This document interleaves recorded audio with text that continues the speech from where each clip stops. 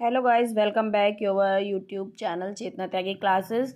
हम लोग कर रहे थे आर ओ से रिलेटेड कुछ टॉपिक्स, जिसमें हम कर रहे थे भारत का इतिहास, यानी भारतीय इतिहास के बारे में हम कर रहे थे कि भारतीय इतिहास के बारे में हम प्राचीन भारत के बारे में हम कहाँ से पता लगा सकते हैं, जिसके आपके चार स्रोत होते हैं भारतीय इतिहास को जानने के लिए। कौन कौन से होते हैं एक बार रिपीट कर लेते हैं हम लोग। धर्म ग्रंथ, ऐतिहासिक ग्रंथ, विदेशियों का विवरण व पुरातत्व संबंधी साक्ष्य, ये चार स्रोत हैं जिनके द्वारा हम अपने भारतीय इतिहास को जान सकते हैं। तो उसमें हम लोग कर रहे थे धर्म ग्रंथ एवं ऐतिहासिक ग्रंथ से मिलने वाली जानकारियों के बारे में। ठीक, सबसे पहले हमारा ऋग्वेद था, जिसके बारे में हम पूरी तरह कर चुके थे। ऋग्वेद में कितने मंडल होते हैं? 10 मंडल होते हैं, 1028 सूक्त होते हैं, 10,462 ऋचाएँ होती हैं, और जो इसका पढ़ने वाला व्यक्ति होता है इसको हुर्त कहते हैं। और जो इसका 8वां मंडल है वह हस्तलिखित ऋचाएँ हैं, जिनको खिल कहते हैं। ये सब चीज़ें हमने इस जो लास्ट क्लास थी हमने उसमें की थी। ठीक है, ये अब जो हमारा भारतीय इतिहास है इसकी सेकेंड पार्ट है। तो आई थिंक आपको ऋग्वेद अच्छे से समझ आ गया होगा। अब हम करेंगे, आज की क्लास में करेंगे हम यजुर्वेद। यजुर्वेद क्या है? स्वस्वर से स्वर पाठ के लिए मंत्र और बलि के समय अनुपालन के लिए नियमों का संकलन यजुर्वेद है। अगर क्वेश्चन कई बार पूछ लिया जाता है कि बलि के समय अनुपालन के लिए कौन से वेद का अनुसरण किया जाता है, तो वो है आपका यजुर्वेद। ठीक है, क्या है? यजुर्वेद। इसके पाठकर्ता को अर्धवायु कहते हैं। आपने अभी पढ़ा था, मैंने अभी दोबारा भी कराया, और लास्ट को जो सीरीज थी, फर्स्ट क्लास थी आपके भारतीय इतिहास की, उसमें भी आपको कराया था। अगर आपने वो वीडियो नहीं देखी है तो उसका लिंक आपको दे दिया जाएगा, आप वहां से जाकर उसको देख सकते हैं। ठीक है ना? तो अभी हमने पढ़ा था कि ऋग्वेद का जो पाठ करता होता है उसको कहते हैं हुर्त, और यजुर्वेद का जो पाठ करता होता है उसको कहते हैं धर्वायु। ठीक है, समझ गए? अब है, यह एक ऐसा वेद है जो गद्य और पद्य दोनों में मिलता है। गद्य और पद्य दोनों में मिलने वाला वेद कौन सा है? गद्य और पद्य में मिलने वाला वेद यजुर्वेद है। ठीक है, गद्य और पद्य में मिलने वाला वेद यजुर्वेद है। ठीक है,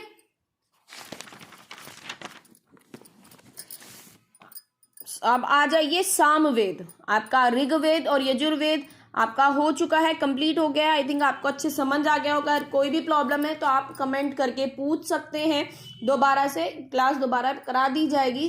पर प्लीज़ कमेंट ज़रूर किया कीजिए, जिससे कि पता लग सके कि आपको समझ आया है या नहीं आया है, आपको वीडियो कैसी लगी, अच्छी लगी या नहीं लगी। जो भी आपके फीडबैक है प्लीज़ दिया कीजिए, जिससे कि मैं आपके लिए और मेहनत करूं और अच्छी क्लासेस लाने की कोशिश कर सकूं।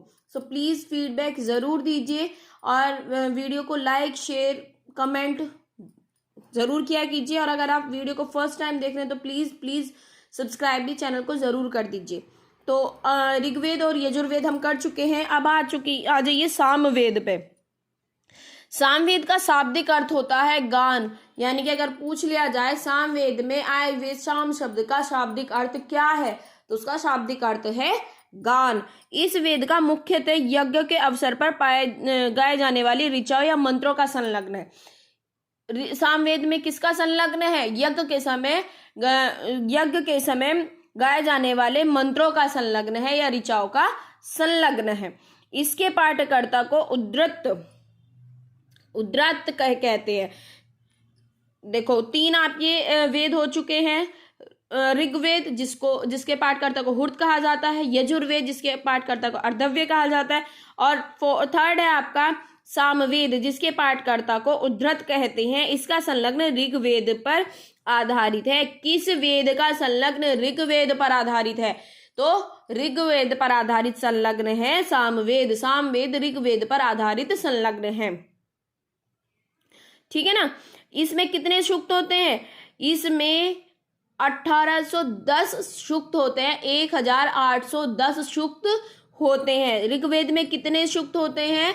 1810 सूक्त होते हैं। सबके सूक्त अलग अलग याद कीजिएगा, इनमें कंफ्यूज मत हो जाइएगा, ध्यान से इनको कीजिएगा। ठीक है ना? कितने सूक्त होते हैं इसमें?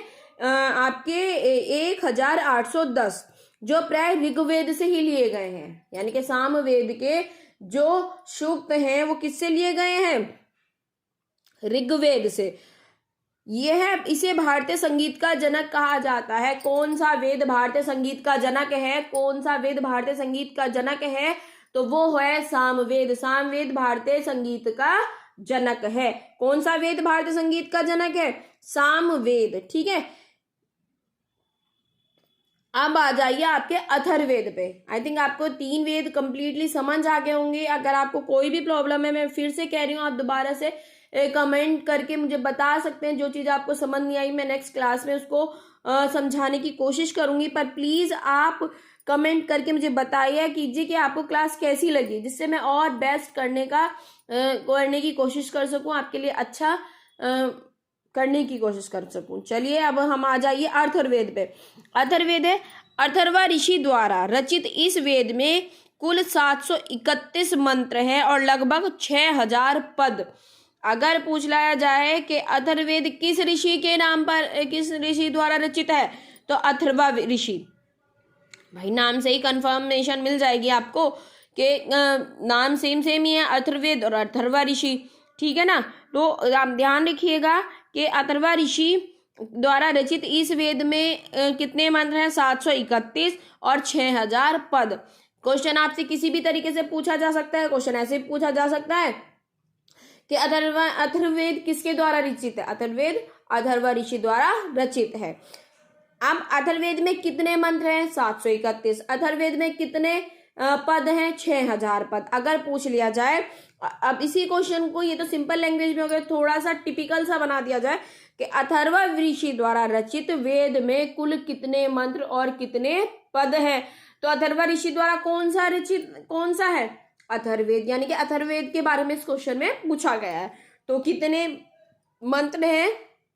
731 और कितने पद हैं? 6000 पद।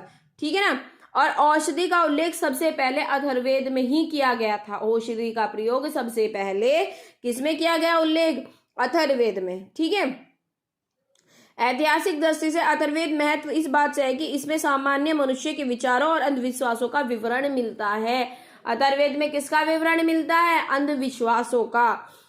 पृथ्वी सूक्त में अथर्ववेद की प्रतिनिधि सूक्त माना जाता है। अथर्ववेद के कौन से सूक्त को प्रतिनिधि सूक्त माना जाता है? पृथ्वी सूक्त को अथर्ववेद का प्रतिनिधित्व सूक्त माना जाता है। ठीक है ना, इसमें मानव जीवन के सभी पक्षों, गृह निर्माण, कृषि की उन्नति, कृषक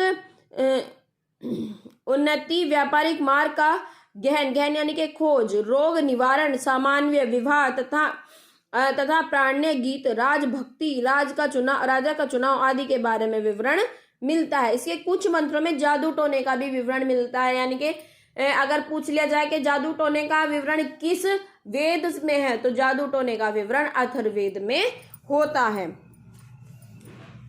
अथर्ववेद में परीक्षित के कुरों का राजा कहा जाता है। अथर्ववेद में परीक्षित को कुरों का राजा कहा जाता है।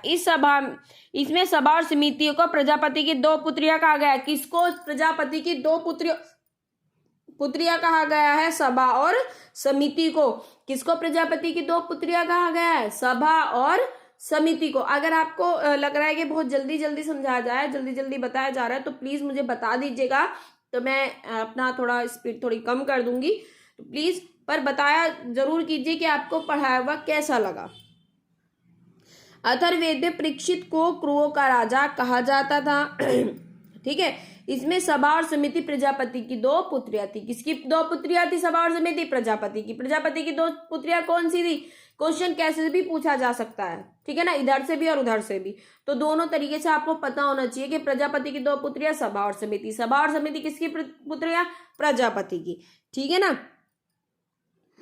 वेद के सभी शाखाएं जो वैदिक अध्ययन व्याख्या से जुड़े विभिन्न दृष्टिकोणों का प्रतिनिधित्व करती हैं। सकल शाखा ऋग्वेद से जुड़ी एकमात्र जीवित शाखा है। यानी कि जो आपकी ऋग्वेद है, इससे जुड़ी जीवित शाखाएं कौन सी है? सकल शाखा। यजुर्वेद को शुक्ल यजुर्वेद और कृष्ण यजुर्वेद दो शाखाओं में बांटा गया है। यजुर्वेद को कितनी शाखाओं में बांटा गया है? 2 में।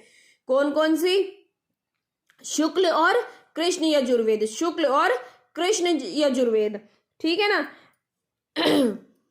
मध्यादिन और कर्णव शुक्ल यजुर्वेद तथा वाजसेन संहिता की शाखाएं हैं।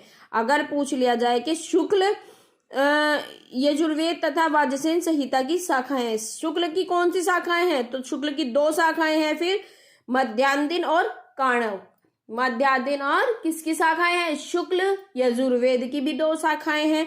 कौन कौन सी? मध्यादिन और कर्णव। कृष्ण यजुर्वेद की कौन सी है? काठक, कष्ठिल, मैत्रिणी और तैत्तिरीय। ये ध्यान रखिएगा, बहुत कंफ्यूजिंग होने वाली चीज है ये, बिल्कुल कंफ्यूज नहीं होना है। फिर दोबारा से मैं बता रही हूँ, ऋग्वेद की शाखा है सकल शाखा, ठीक है। यजुर्वेद की कौन सी शाखा है? सकल शाखा। फिर आपकी ऋग्वेद की कौन सी शाखा है आपकी? सकल शाखा। उसके बाद है यजुर्वेद, यजुर्वेद की 2 शाखाएं हैं। कौन सी? शुक्ल यजुर्वेद और कृष्ण यजुर्वेद। फिर आपकी शुक्ल को भी 2 भागों में बांटा गया है, मध्यादिन और कर्णव शुक्ल, मध्यादिन और कर्णव शुक्ल। आपकी कृष्ण यजुर्वेद से कौन सी जुड़ी हुई शाखा है? काठक, कनिष्ठल, मैत्रिणीय और तैत्तिरीय। कृष्ण की है 4, कृष्ण यजुर्वेद की कितनी शाखाएं हैं? 4। कौन कौन सी? एक बार और रिपीट कर लीजिएगा, कैंटक, कनिष्ठल, मैत्रिणीय और तैत्तिरीय, ठीक है। ये आपकी हो गई यजुर्वेद की। अब आ जाइए सामवेद पे। कौतुम, रमणीयन, जैमिनीय या तलवाकार, ये सामवेद की शाखा है। सामवेद की कितनी है? सामवेद की भी आपकी 3 है। कौतुम, रामनीय, जैमिनीय या जैमिनीय को आप तलवाकार भी कह सकते हैं। अगर तलवाकार और जैमिनीय नाम लिखे जाए तो वो एक ही शाखा है। ये किसकी शाखा है? ये है सामवेद की, ठीक है। सामवेद की कितनी शाखाएं हैं आपकी? 4 शाखाएं, ठीक है बेटा। 3 शाखाएं हैं, चौथी जैमिनीय और तलवाकार एक ही शाखा है, एक के ही 2 नाम है। फिर है अथर्ववेद की, अथर्ववेद की 2 शाखाएं हैं। कौन सी? शौनक और पेपलाद, शौनक और पेपलाद, ठीक है। अब आप एक बार और रिपीट कर लीजिए, इनकी वेदों की जो 4 वेद हैं हमारे, इनकी अलग अलग शाखाएं हैं, इनके बारे में और हम एक बार कर लेते हैं। पहली है आपकी ऋग्वेद, ऋग्वेद की कौन सी शाखा है? ऋग्वेद की है आपकी सकल शाखा, ऋग्वेद सकल शाखा। यजुर्वेद की शाखा कौन सी है? यजुर्वेद की फिर 2 शाखा है, ऋग्वेद शुक्ल यजुर्वेद और आपका कृष्ण यजुर्वेद, ठीक। फिर आपकी आ जाइए आपका शुक्ल यजुर्वेद पे। शुक्ल यजुर्वेद की भी 2 शाखाएं हैं, यानी कि यजुर्वेद का जो शाखाएं हैं शुक्ल और कृष्ण, इनके भी फिर पार्ट है। पहली है शुक्ल, शुक्ल के भी 2 हैं, मध्यादिन और कर्णव शुक्ल। आपके कृष्ण शुक्ल है, कृष्ण शुक्ल के हैं 4। कौन सी? कांठक, कष्ठिल, मैत्रिणीय और तैत्तिरीय। फिर है आपका सामवेद, सामवेद की भी आपकी 3 शाखाएं हैं। कौन कौन सी? कौतुम, रमणीय, जैमिनीय, जैमिनीय को आप तलवाकार भी कह सकते हैं, ठीक है। ये थी आपकी सामवेद की शाखाएं। अब आ जाइए आपके चौथे और अंतिम जो आपका वेद है अथर्ववेद। अथर्ववेद की शाखा 2 शाखाएं हैं। कौन सी? शौनक और पेपलाद, शौनक और पेपलाद, ठीक है।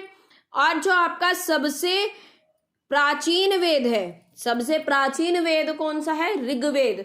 और सबसे बाद का वेद है अथर्ववेद, ठीक है। सबसे प्राचीन वेद ऋग्वेद और सबसे बाद का वेद है आपका ऋग्वेद। ये थी आपकी वेद से संबंधित कुछ जो क्लास थी, ठीक है। आई थिंक आपको इतना समझ आ गया होगा। अगर आपको वीडियो अच्छी लगे तो प्लीज लाइक, शेयर और कमेंट जरूर किया कीजिए। आप फर्स्ट टाइम देख रहे हैं तो चैनल को सब्सक्राइब भी कर दीजिए। आज की क्लास में हम इतना ही करेंगे। नेक्स्ट क्लास में हम करेंगे ब्राह्मण, आर्ण्य और उपनिषद के बारे में, हम नेक्स्ट क्लास में करेंगे। अगर आपको वीडियो अच्छी लगी प्लीज लाइक, शेयर और कमेंट जरूर कीजिए। आज की क्लास में इतना ही। Thank you.